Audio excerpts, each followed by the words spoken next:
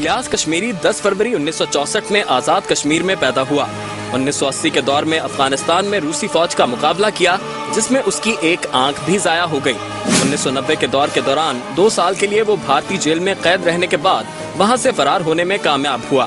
2007 میں لال مسجد پر آپریشن کے بعد الیاس کشمیری پوری طرح سے پاکستان کے خلاف دہشت گرد منصوبے بنانے میں مشغول ہوا اور 2010 میں القاعدہ رہنما عبداللہ سید اللیبی کی ڈرون حملے میں ہلاکت کے بعد وہ القاعدہ سے بھی منسلک ہو گیا۔ اس سے پہلے ستمبر 2007 میں الیاس کشمیری کی ڈرون حملے میں ہلاکت کی خبر منظر عام پر آئی تھی، مگر اکتوبر میں ایشیا ٹائمز کو دیے گئے انٹرویو میں کشمیری نے اس کی مکمل تردید کر دی۔ بعد میں مولوی نبی محمدی کی حرکت الجہاد الاسلامی جماعت میں شمولیت اختیار کی۔ افغان جہاد کے اختتام کے بعد مقبوضہ کشمیر میں بریگیڈ 313 کے نام سے اپنا گروپ تشکیل دیا۔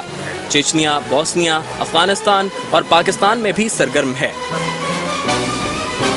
اس کے جنگجوؤں کی تعداد 3000 بتائی جاتی ہے۔ پاک فوج اس کا خصوصی ہدف رہی ہے۔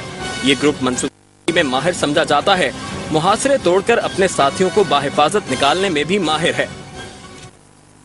وزیر اعظم